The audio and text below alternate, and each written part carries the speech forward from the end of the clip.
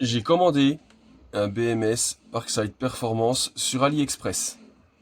Celui-ci, comme vous pouvez constater, est très épuré, il y a beaucoup moins de composants.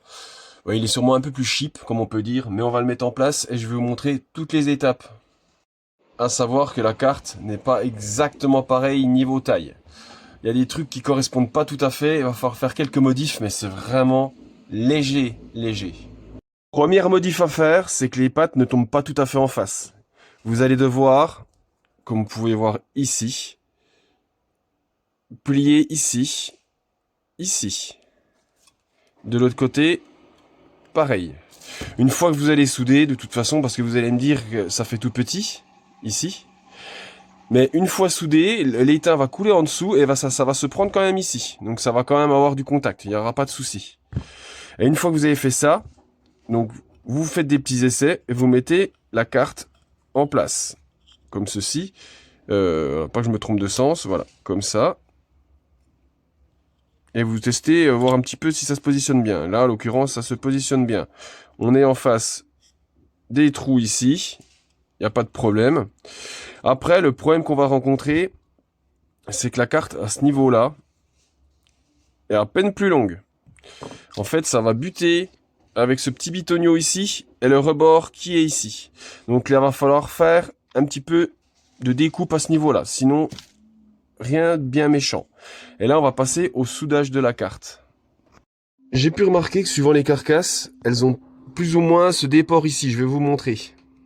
Là, vous voyez, sur celle-là, elle n'y est pas. Regardez. Voilà comme elle est sur celle-là. Et regardez comme elle est celle-ci. Voilà. Il y a une petite différence. Moi, je vais opter pour celle-là. C'était sur cette batterie-là, mais c'est exactement les mêmes. Comme ça, j'aurai moins de découpe à faire. Comme je l'avais expliqué dans la vidéo précédente, elle a besoin d'un petit fil pour raccorder ici. En fait, ça a à peine décalé. Donc là, on va souder le petit fil juste avant. Voilà, c'est soudé. On va pouvoir mettre la carte en place. Voilà, normalement, c'est bon. Voilà. Donc là, quand on appuie, ça bouge pas. Donc ce que je vais faire, c'est que je vais la visser tout de suite. Voilà. On va pas serrer trop fort non plus. Voilà. Bien s'assurer que la sonde, elle soit au fond vers la queue. Là, ça c'est bon. Que les fils se touchent pas. Nickel, c'est bon. Maintenant, on va commencer... Allez, on va commencer par ce côté-là à souder.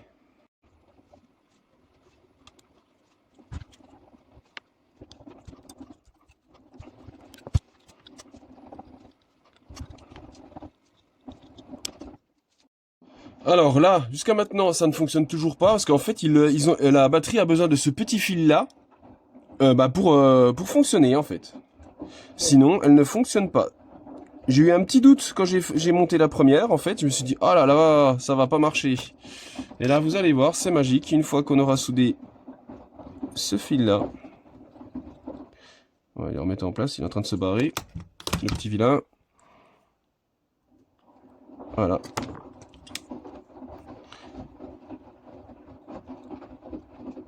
Alors, une fois que ce fil est soudé,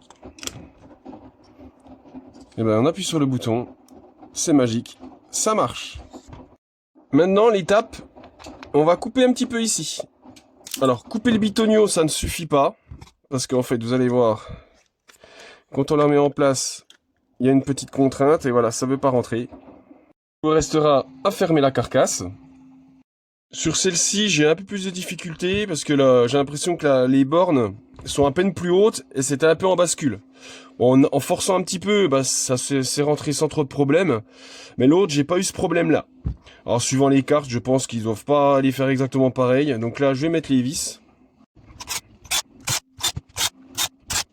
Maintenant, on va tester sur l'outil. Ça serait ballot que ça marche pas.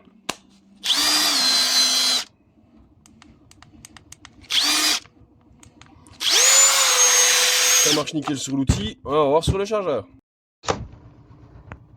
Et là, tip top. Elle est reconnue parce que bon, elle est chargée à fond, donc c'est normal. Elle ne prend pas la charge, mais c'est bon, elle est chargée. Là, je l'ai testé sur l'autre. Là, ça reconnaît bien la batterie. Ça a essayé de la charger un petit peu, donc c'est bon. C'est validé sur le chargeur. Voilà, ça s'est arrêté. Elle est chargée. Du coup, les deux batteries sont réparés avec les BMS AliExpress. Certes, les BMS sont pas donnés. 46 € les deux pour les BMS pour 8 ampères-heure. Et je crois que c'est 42 € pour les batteries 4 ampères-heure. Pour les batteries 4 ampères-heure, c'est pas du tout rentable du tout parce que les batteries coûtent 40 balles. Elles sont en promo à 30 en ce moment. Donc ça vaut pas du tout le coup. Par contre, les batteries perf, là, qu'elles sont pas en promo, elles sont à 70. On va dire que quand vous en avez eu une qui est en panne, ça vaut quand même le coup de la réparer. Enfin, il vaut mieux en avoir deux en panne parce que c'est vendu par deux. Sur ce, ben, j'espère que la vidéo vous a plu et que si vous voulez tester de réparer votre batterie, comme vous avez pu voir, c'est vraiment pas compliqué du tout. Allez, tchuss!